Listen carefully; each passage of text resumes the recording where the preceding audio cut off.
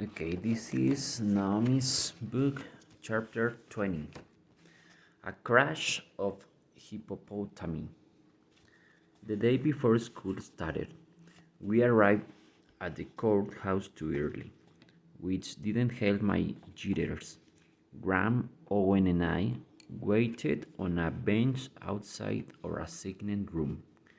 The mediator lady had come to Lemon Tree on Friday, just as planned, wearing a suit and hugging her clipboard.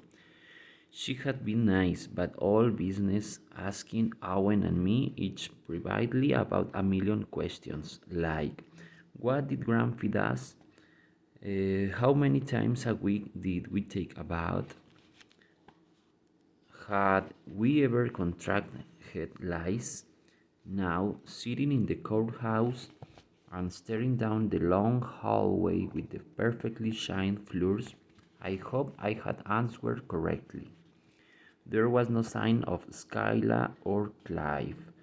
A man approached Graham. Are you Mary out loud? Yes, sir, she said. I'm the clerk. Right this way. The judge will be here in a few minutes.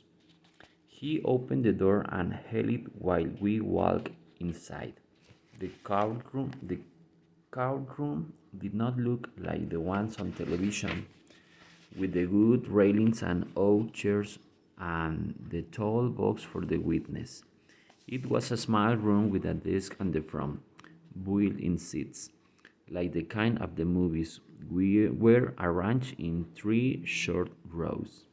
One long seat was positioned next to the judge's desk. I looked around the room. Posters of children hung on the walls.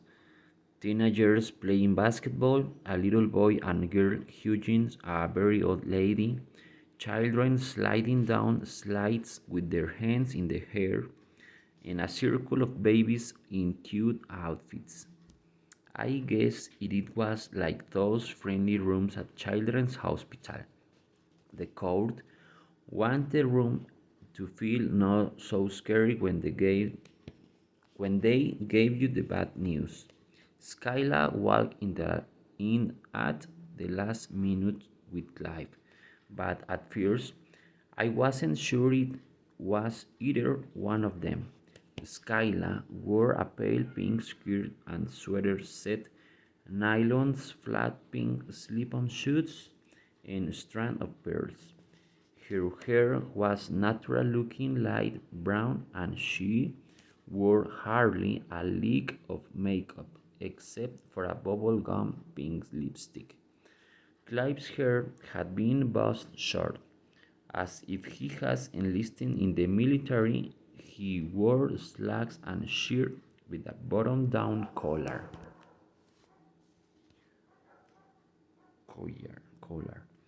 Graham leaned into me. Well, don't they look like the all American couple? I didn't know if Graham was trying to make a joke, or if she was as scared as I was.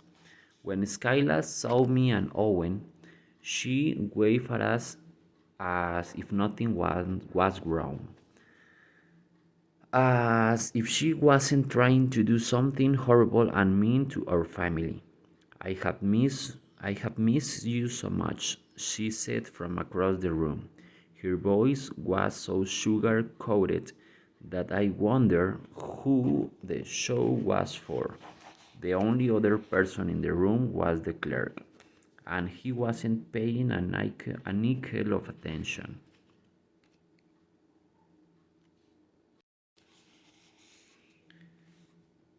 The judge came in and sat down, and we did the same. Skyla and Clive on one side, and Graham, Owen, and I on the other. Even though the judge looked friendly with smile wrinkles around her eyes like Fabiola's, as soon as I saw the black robe, I shuddered inside. It meant the law that whatever the judge said would have to be carried out. Let's get started, she said. Miss Skyla Jones, I'll hear from you first. I see here that you left Naomi and Owen in the care of your grandmother 7 years ago. Skyla stood. Yes, Your Honor, I did leave them with my grandmother after some rated awful circumstances. And what were those? I was getting out of a bad marriage. I didn't have any money and I needed time to make life for myself and my children. So this separation was not something you wanted? Oh no, no mother wants to be apart from her children. Skyla glanced over us. She looked like an angel. Graham took my hand. Miss Jones, can you explain what you have been doing during the past 7 years? I have had some troubles, Your Honor, but that has all changed. I admit I have been in rehabilitation, but I have recently been successful in completing a. She looked at Clive, a comprehensive program. Clive nodded and smiled at Skyla. There are doctors' reports here about alcohol-induced mental illness, said the judge. Were you going to leave that out? No, of course not. I'm on medication and I have not missed one dose. And part of my rehabilitation is to establish a relationship with my children. More than anything, that is what I want. Skyla looked lovely toward us. I applaud your efforts, Miss Jones, said the judge. You may sit down. I bit my lip. If Skyla had acted like this when she was interviewed, what had been the mediator's recommendations to the judge? Mrs. Outlaw, said the judge. Graham stood up. Yes, ma'am. How old are you? I'm 69 years old. And you are in good health? Yes, very, said Graham. The judge's voice softened. But the reality is clear, isn't it? You are not a young woman. Yes, ma'am, that's true, but I take good care of it myself, and if something happens to me, their father, Santiago Leon, will step forward and help.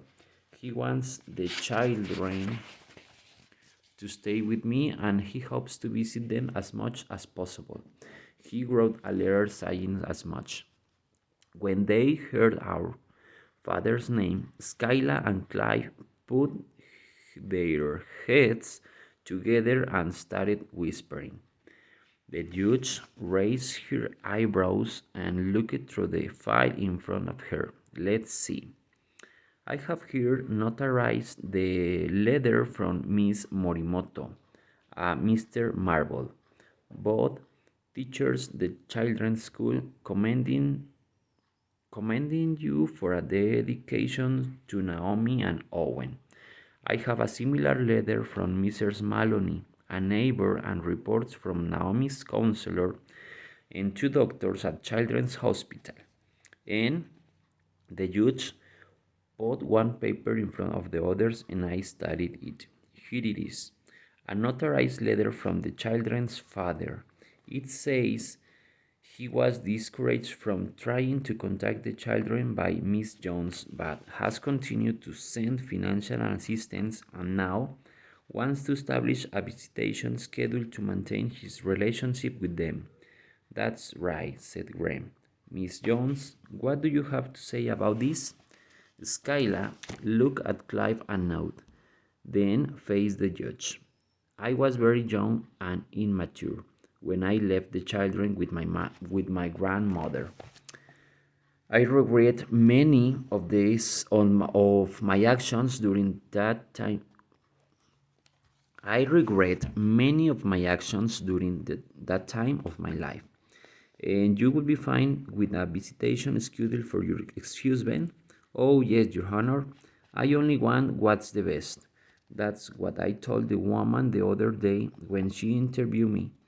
That's why Naomi, especially, needs to be with me. She needs her mother, not a great mother, not a great grandmother, who is so far removed from the contemporary issues for her life.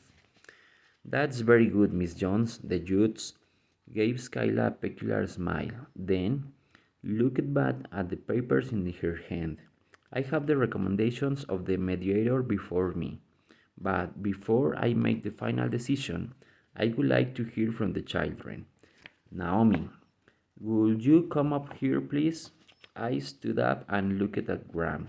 She patted my arm and pointed to the chair next to the judge's desk. I walked over and sat down, facing directly across from Skyla. I couldn't take my eyes off the perfect M of her lips. Naomi, the judge's voice finally got my attention. Look at me, please. I turned toward the black robe. I need to explain something.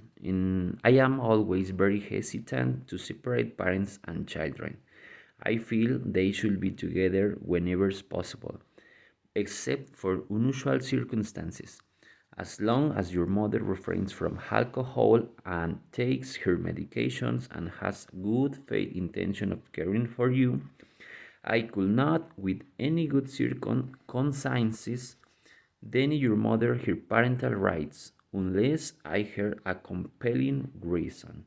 So, can you give me any reason why you shouldn't be with your mother?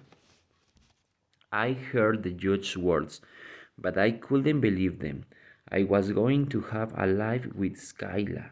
I wanted to tell the judge everything. I wanted to say that I needed to live with Graham and Owen because I didn't know my mother very well and that she scared me. My mind said the words, but my mouth couldn't from them. With everyone staring at me, a brick wall had sprouted between my words and the world. Without a crack of daylight for a whisper to escape. Naomi, if you can't add any different information to this situation, Skyla sat up straight, which led in her seat and squeezed Clive's arm. I closed my eyes and heard my father's word. Be brave, Naomi Leon. I felt a rumble in my mind, the sound a bulldozer makes when it is headed toward you. A sensation came over me, as if someone had unlatched a gate that freed a herd of lunging wild animals. I opened my eyes to find Skyla's gaze drilling into me. Is that what you want, Naomi? To live with your mother? Asked the judge. I looked at Graham and Owen and slowly shook my head. No, I said. A little louder, Naomi. I can hear you. It was as if the stampede, it was as if the stampede crashed through the wall in front of me. No, I said again, and slowly began telling the story from the beginning. How Graham was a widow and lost her only daughter. How Skyla and Santiago got married and took us to Mexico, and Skyla gave us to Graham so she could find her life. How Santiago loved us, but Skyla wouldn't let him have us. How we lived to avocado acres next to the avocado grove in Lemon Tree, so Owen could have room to be a wild monkey. I kept talking louder now. Graham loves us and takes care of us. She's been both our parents and rolling into one until we met our father. Lemon Tree is my home. That's where I belong. I don't want to go to Las Vegas to live with Skyla. Skyla said she would hurt Graham. She said something bad might happen to Graham if I didn't go with her to Las Vegas. As if a dam had burst, I couldn't stop the rush of words.